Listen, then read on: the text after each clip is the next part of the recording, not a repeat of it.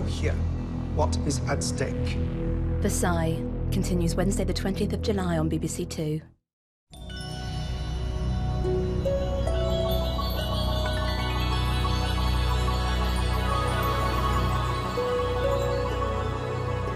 Newsnight now on BBC Two with Evan Davis.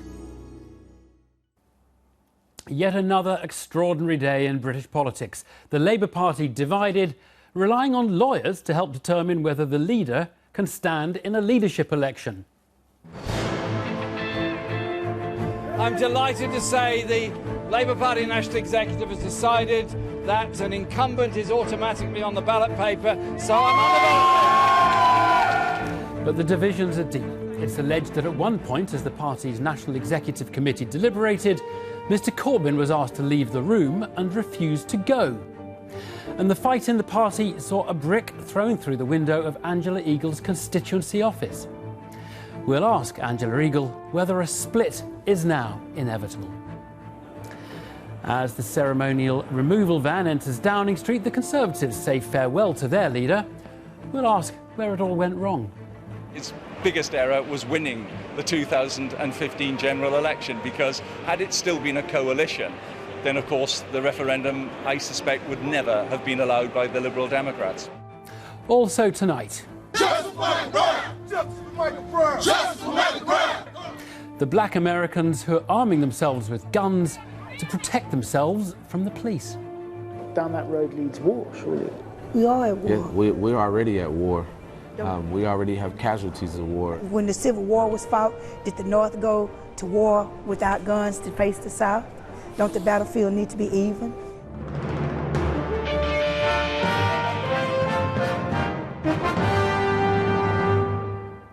Hello. A champion of the radical left, a man who challenges conventional politics for months. He fights hard, infuriates his opponents and inspires a new band of supporters. But finally, he concedes his campaign is not going to get him into power, and he offers support to the woman challenging him, one who represents the mainstream.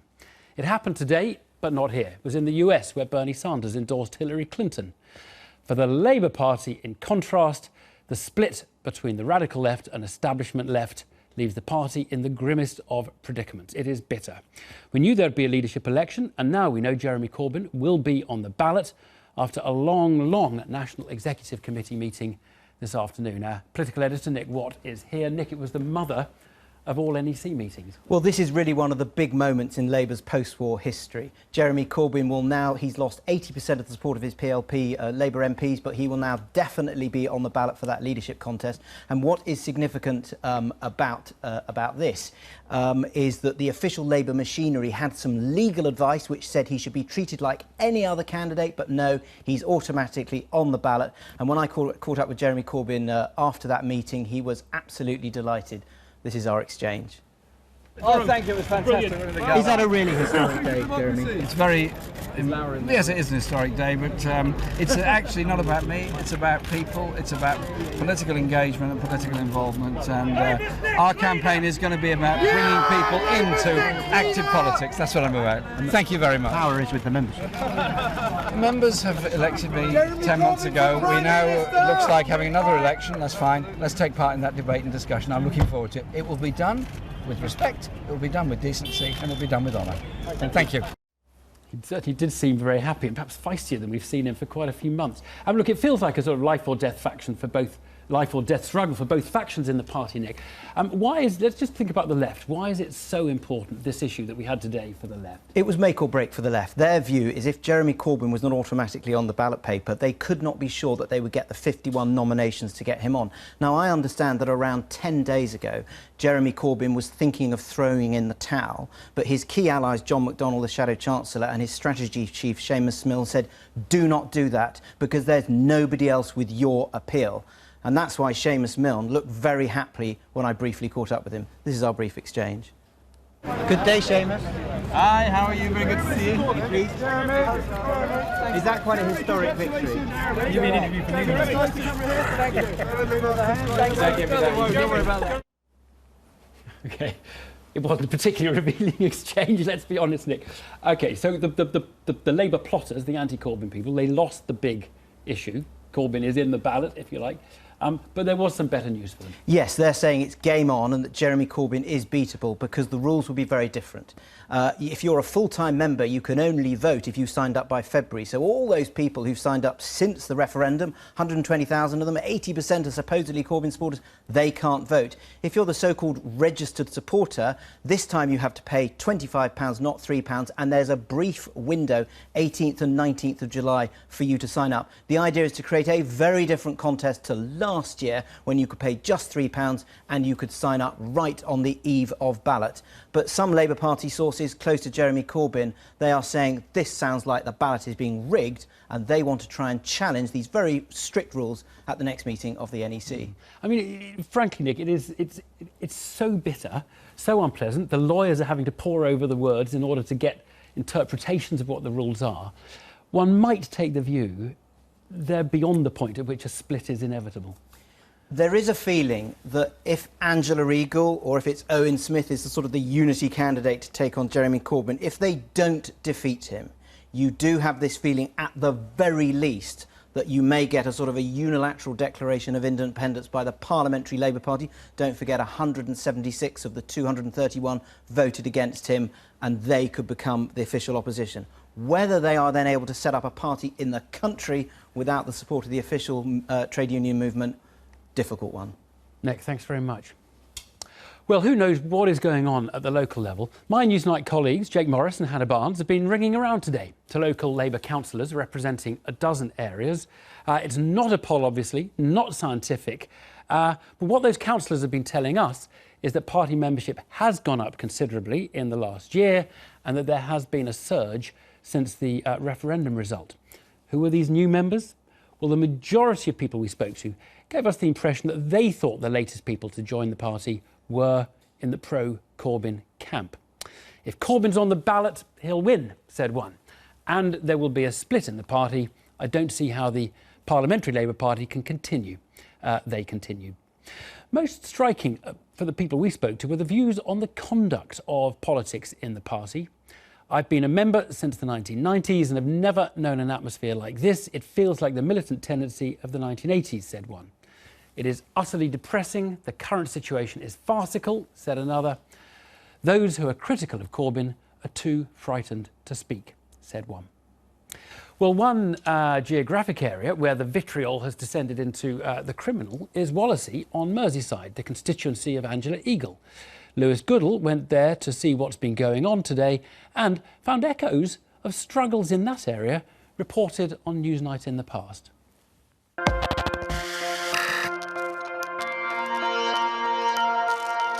You wouldn't know it, but the Wirral on Merseyside is ground zero for the battle now raging for the soul of the Labour Party. And for many old hands in Labour in this part of the world, and maybe many Newsnight viewers, this may feel all too familiar. Newsnight was here in Wallasey 25 years ago, covering an emboldened local Labour Party who were trying to deselect their local Labour MP. Well, plus ça change, because it's happening all over again.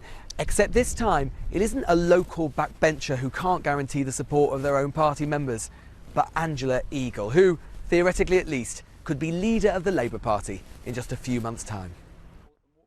In standing against Jeremy Corbyn, Angela Eagle has incensed many of her own activists, including her own constituency chair. She has done such strange things recently. For months we've had her coming to Wallasey Constituency Party telling us how she's doing and what she's doing and what the party's doing.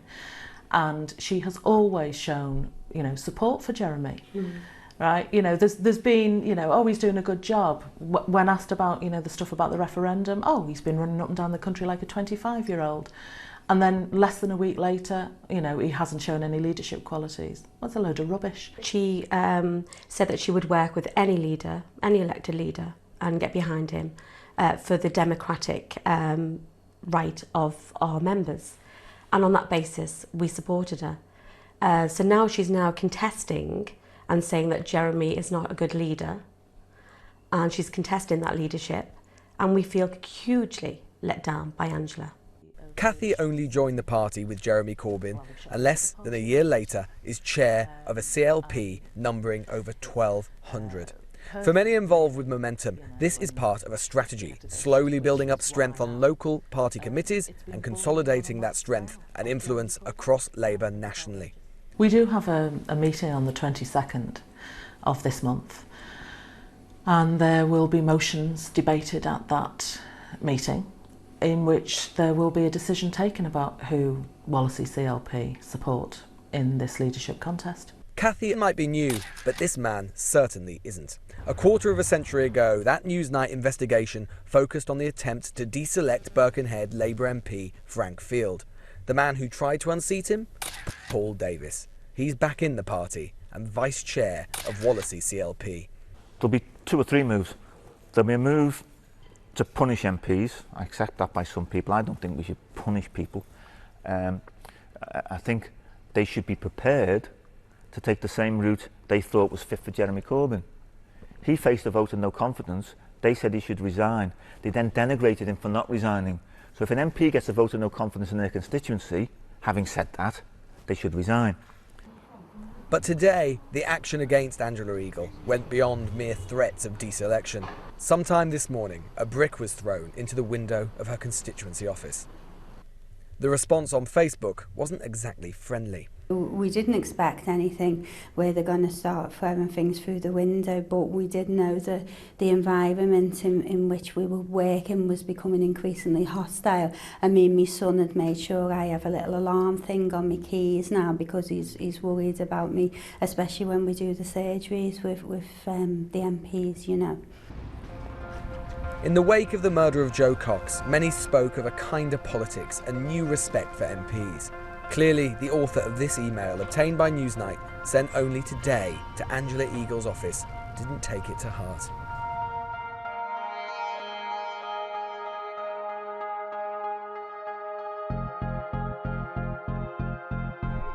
Some members of the local party say a culture of intimidation has gripped Labour across the Wirral. Councillor Moira McLaughlin is a veteran of the battles of the 1980s.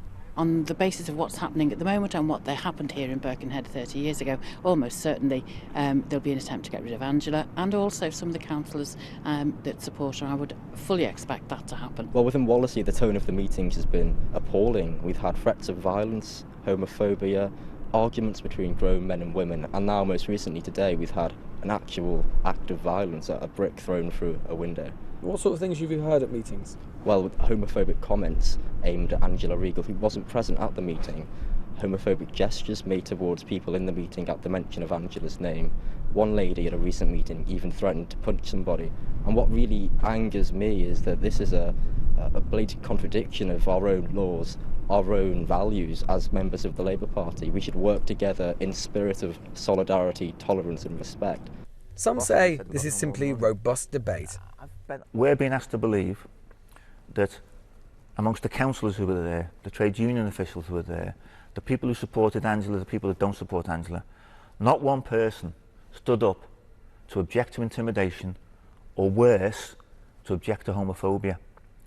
Now, I would criticise anyone who heard a homophobic comment or saw a homophobic gesture at a meeting who didn't challenge it. I would... Maybe they felt they couldn't. Maybe they felt they were intimidated. You know, that's a good excuse, isn't it, you see, to say, I couldn't complain about the intimidation because I was intimidated. Many would never have thought that the internecine battles of the 1980s would return to Merseyside. A vote of no confidence will take place in Angela Eagle in her constituency on the 22nd of July. One source on the CLP told me tonight that the momentum for that motion was unstoppable. If she's still a candidate for leader, what happens then, like much else in the Labour Party right now, is anyone's guess. Lewis Goodall. Well, with me now is Angela Eagle, former Shadow Business Secretary who's standing against Jeremy Corbyn for the leadership, as you probably realised by now. Hello, good evening. Hi. Just watching that, are you sure you're in the right party with those people? I have been a Labour Party member for 40 years. I've dedicated my life to the Labour Party and I will stay in the Labour Party whatever happens. What my leadership challenge is about is saving and reuniting the Labour Party so that it can be an effective opposition in Parliament, so that we can make our democracy work, and I hope heal our country and save it from perpetual Conservative governments. OK, you said a lot in that answer. Firstly, you will remain in the Labour Party because there are those saying it's over, you cannot. No, the Labour Party is my party. I was born into it. Right. There are people that have come back into it recently. You saw and heard from some of them in that piece. They were thrown out in the 1990s. They're back in, and you can see what they're doing. I have to stand up to that kind of bullying, and I will continue to stand up to it. Now, if there's a motion of no confidence in you by your local party, you heard what the gentleman said. You Paul said to Davis. Corbyn, get out. Yeah. You know, yeah. you've failed a motion of no confidence. Will you stand aside from that seat? I mean, what will you do if they deselect you? Well, there's no question of me being deselected at the moment. What I'm doing is trying to say that the Labour Party was created to be the voice of working people in Parliament, to make certain that those who create the wealth in our country actually get a fair share of the opportunities and the income that comes from that wealth. That is the historic role of the Labour Party. To do that, you have to be effective in Parliament. I have tried to work with Jeremy for 9 months. He has lost the confidence of his parliamentary colleagues and cannot lead in Parliament. He is also failing to lead on the doorstep because he's not communicating or connecting with the 9 million people who voted Labour at the last election. And we have a duty as Labour Party members of Parliament to put that case to him. Right, and I will get to all of that. I mean, we saw, you know, a brick thrown through your constituency office window. Yes. Do you think it is Labour Party members of any kind who are responsible for the violence, for the death threats, for the hate that we've seen? There's a lot of hate, there's a lot of death. There were death threats, I've been told, tonight. There's a lot of vitriol. And I have to say that my office workers have to work in that environment, and you heard from one of them tonight. They're just trying to do their job. They shouldn't be subjected to this kind of approach. It's happening up and down the country. Is it it's Jeremy Corbyn's bullying, and it should stop. And Jeremy should tell his supporters who are orchestrating this on social media to stop it. Right, and you don't think he's done enough so far? I don't think he's shown leadership there either. Right. You've already said the Labour Party is your party. Yes. So we just have to face the possibility that you're not going to win the leadership election. I am in and this... Jeremy Corbyn will be there. Listen, now, what is going to happen? From your point of view, what happens? I'm not going to speculate about what will happen if I lose. I'm in this leadership election to win it. We need to be an effective Labour Party going forward, which puts a compelling case to the British people that is an anti-Tory case. There are huge challenges following the Brexit vote. We've got to make certain that the effects of that Brexit vote aren't visited upon communities that have already suffered from Tory cuts and austerity. I understand. We've got to be effective. Of course We've got principles in the Labour Party. We have to put them into effect by contesting government, and that is the argument we're having in the party at the moment. No, but I understand that. But look, let's suppose Theresa May calls a general election next spring. It's perfectly possible she'll decide to do that. I expect there will be an Would you be early able to look in the election. eyes of the British public and say, vote for Jeremy Corbyn to be your Prime Minister? Well, I hope we will. Given everything you've said about it. We are having a leadership election. I have joined in that leadership election to win it because I think Jeremy has opened up the party to new ideas. He's changed the direction of the party. He now needs to stand aside so other people can take this forward and communicate properly with Labour voters. And I would say to the 9 million Labour voters out there, there's 2 days next week when you can actually pay £25, help save the Labour Party, make our democracy work and help me heal our country. Join as a registered supporter. Right, so you're literally urging the country to join to get Corbyn out. That is precisely what I think should happen. Join us in this battle. Let us win the Labour Party back for parliamentary democracy. We need people to persuade the country and speak to the country, not just protest. It is £25 is quite expensive to get a vote. I think it's a pretty good investment for the whole future of democracy. If there was an election next spring or sooner and Jeremy Corbyn was leader, how do you think Labour would do? Well, I think the evidence, unfortunately, is clear. We are 8% behind in the polls in general now when we should be ahead. We lost seats in the local elections despite all our efforts. We've lost the referendum because the voters saw the ambiguity that Jeremy had during that referendum for the EU, and that is going to cause enormous damage. In the marginals, we are 14% behind. So we have to do something, and we have to do it quickly if we're going to prevent perpetual Conservative rule, which will damage our areas and damage the interests of Labour voters. You have in the campaign so far, you've tried to downplay the policy differences between you and Jeremy Corbyn. You said it's not a left-right thing. Well, I'm on the left. I didn't walk that's away. Obviously people debate that. But I did not walk away last year when Jeremy was elected. So I tried to serve until it was impossible to carry on. Why do you think then that the party under you will win when it will lose so badly under Jeremy Corbyn? Look, I think you need a more effective communicator. I think you need somebody that actually reaches out to voters. Jeremy talks to people who don't really believe in parliamentary democracy. He is a protester. He's not a persuader of people. He has done a good thing by switching the way that the Labour Party works. Now we need somebody else to take it forwards. Owen Smith, another candidate, potentially. We think he will throw his hat into the ring tomorrow or soon thereafter. It's not going to work so well for the Corbyn challengers if there are two of you fighting. Will you stand aside if he looks like the stronger of the two of you, the one most likely to beat Corbyn? I think it's about time we had a woman leader of the Labour Party elected. We've now got the Conservatives on the second woman Prime Minister. We are the party of equality that has always worked in this agenda. It's about time that we had a woman leader. So you won't stand aside. So basically you'll have two splits in the party, you versus Owen and the two of you versus Corbyn. I don't know whether Owen's going to stand, but I'm willing to have this debate in the full view of the party members. Now we're going to have a contest. I'm looking forward to it. Which is more important to you, though, actually? This is an important question. Is it more important to you that you become the leader or that Jeremy Corbyn ceases to be the leader? Is it about stopping Corbyn or is it about you leading?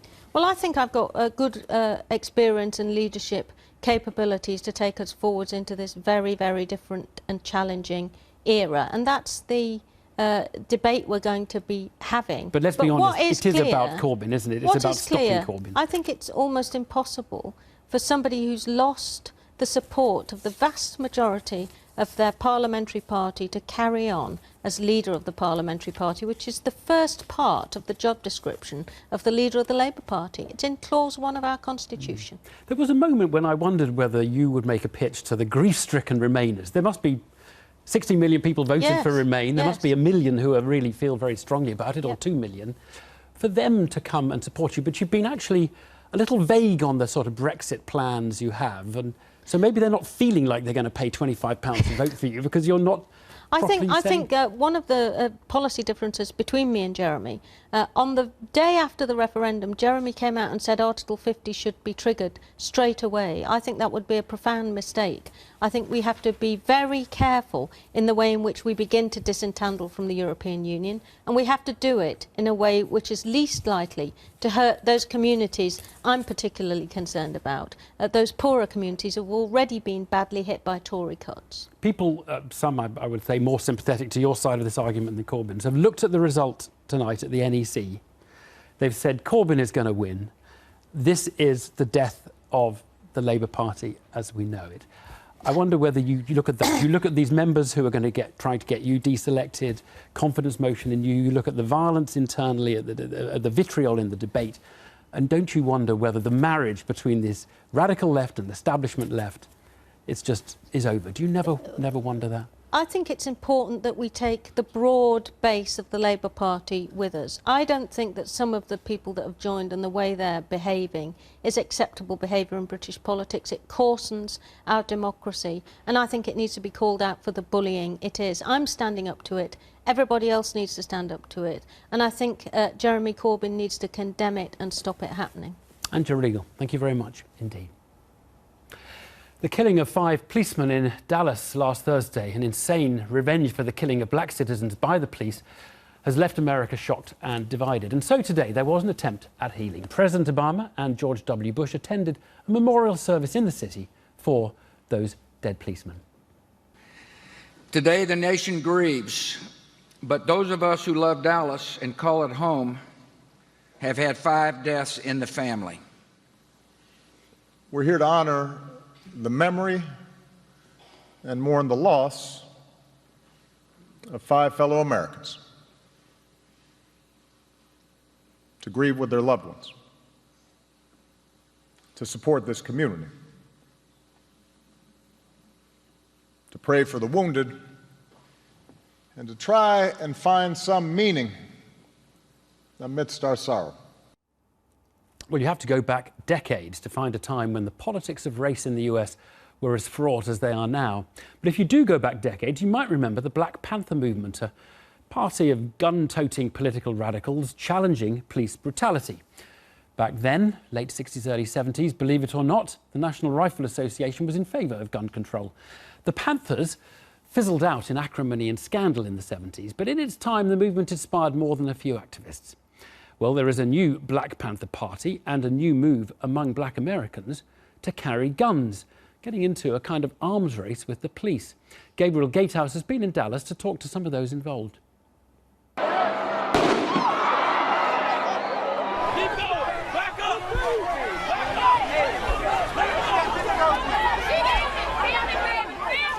My biggest threat is the police department. They're the biggest gang in our country.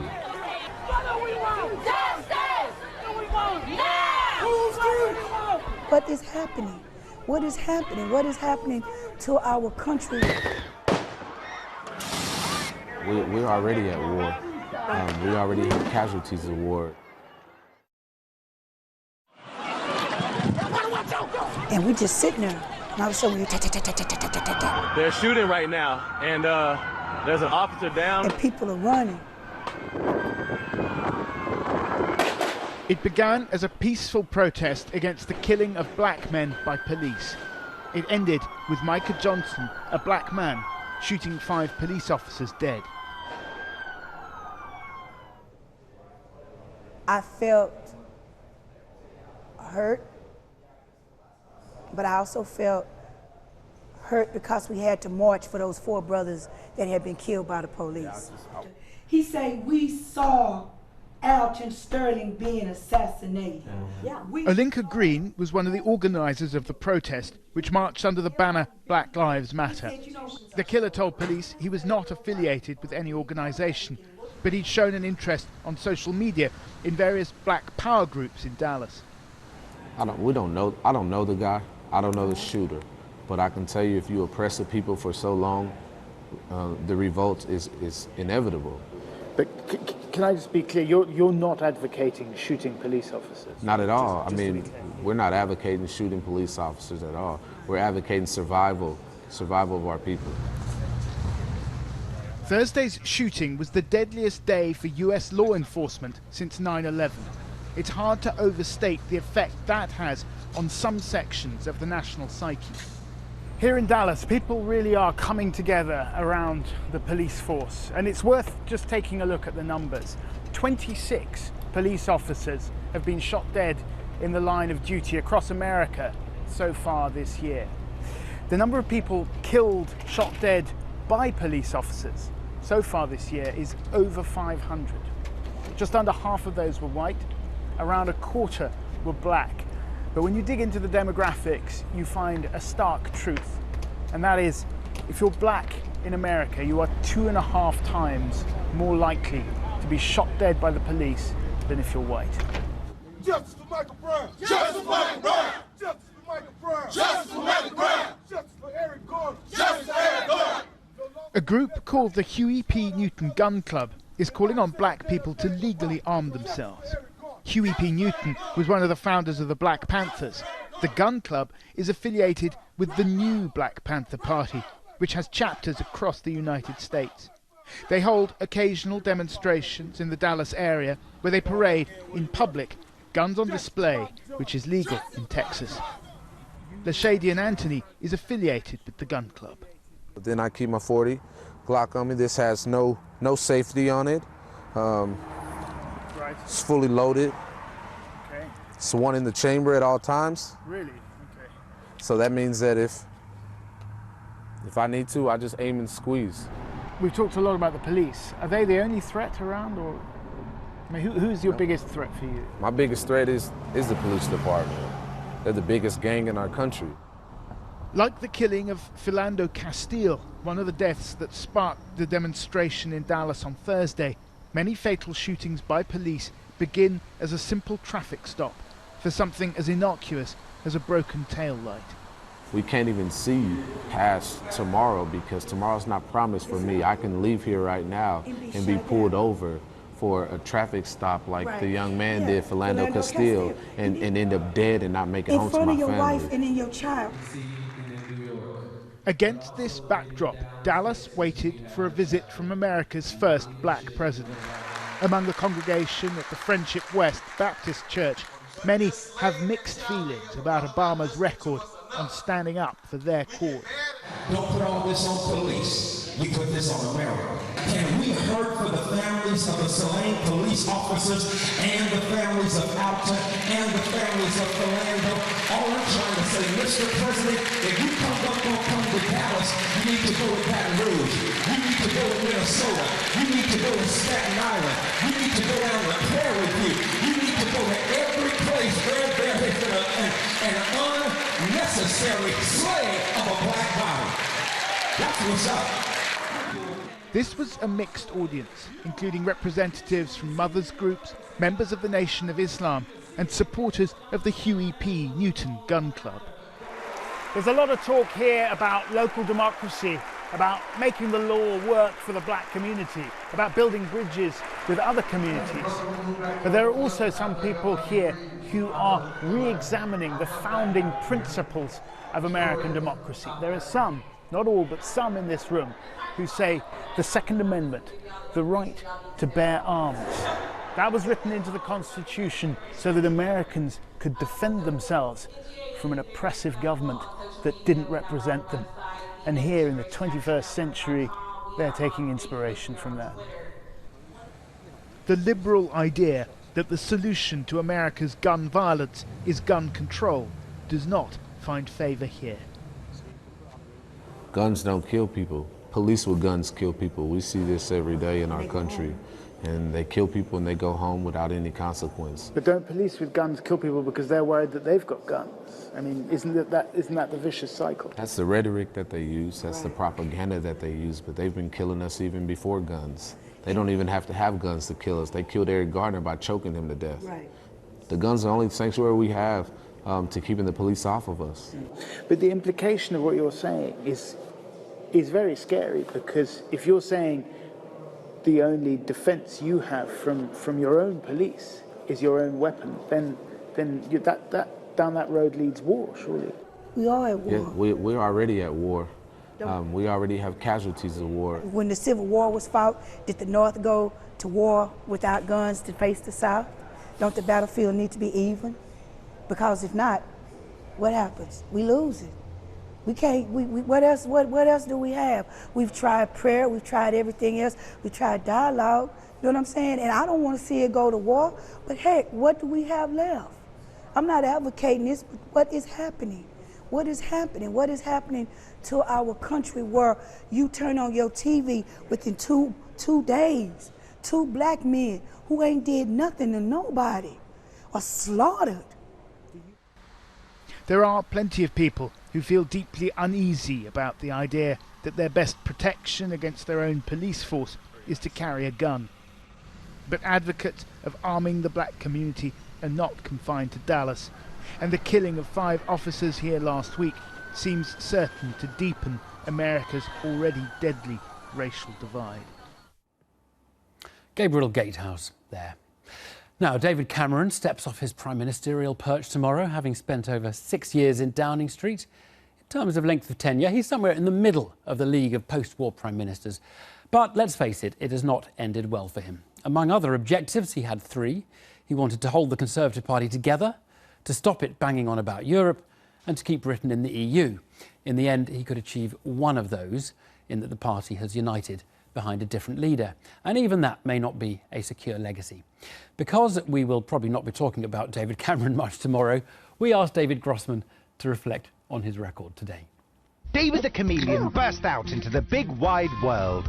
When Labour was first trying to deal with the fresh young challenge from David Cameron, they came up with this: Dave the Chameleon, the ultimate non-conviction politician who let the backdrop define him. From now on, he would only tell people whatever he thought they wanted to hear, whether he and the Blue Party liked it or not. No better example of this chameleon-like tendency, say Mr Cameron's critics, than his attitude over the years to Europe. Say whatever's necessary or expedient to get out of a difficult news cycle or party rebellion, and then count on your ability as a brilliant salesman to get you out of difficulty before disaster strikes. They voted for David Cameron, 134,400. David Cameron secured the Conservative Party leadership in 2005 partly by appealing to the Eurosceptic right of his party, a promise to take the Conservatives out of the European People's Party grouping in the European Parliament was essentially meaningless to most voters, but acted like catnip to a certain type of Conservative MP. The caricature that he made these noises to try to sort of win around the right of the party really isn't true, because I discussed these issues with him in private company as well as seeing what he was saying public, and there was no disconnect. He genuinely believed that the European Union needed fundamental reform, was committed to trying to do that. That's why he took the tough decision to leave the EPP with all the criticism that gave. It's why he vetoed the treaty when he became Prime Minister, with all of the flack that he got on that. But in the end, it just wasn't possible to get the kind of reform that could unite the party. But the byproduct of those decisions was to cut David Cameron off from like-minded centre-right EU leaders like Angela Merkel and Nicolas Sarkozy. And it made it impossible for him to block the rise of Jean-Claude Juncker. The Eurosceptics wanted more and more, but David Cameron, having raised expectations during his leadership contest, told them to keep quiet. Instead of talking about the things that most people care about, we talked about what we cared about most. While parents worried about childcare, getting the kids to school, the balance between work and family life, we were sometimes banging on about Europe. I think when you're leader of a Conservative Party that has such a clear part which is dedicated to being Eurosceptic and really very difficult to, I guess, to get a decision that would have satisfied everybody. I think what always impressed me about David as Prime Minister was that he did try and deliver for that group as well as deliver for the rest of the country. I'm not entirely sure that when it came down to it at the 2005-2010 general elections that Europe was the top agenda item for voters at the ballot box. Like a brilliant but mercurial batsman, David Cameron tried to knock the ball out of the park to win the match on Europe, when perhaps a more cautious politician would have blocked and parried. But his approach worked until it didn't. He was convinced he could win fundamental reform of the EU. He promised his party and the country. I will go to Brussels. I will not take no for an answer. And when it comes to free movement, I will get what Britain needs. This promise and the referendum pledge itself were designed to neutralise the increasing threat that Mr Cameron saw from UKIP. Do you accept or not that in your renegotiation, free movement is not up for discussion? I don't accept that. Nigel is basically saying, give up before you've begun. In that election, the UKIP threat was contained. But at what cost? The unexpected victory gave Mr Cameron a huge problem.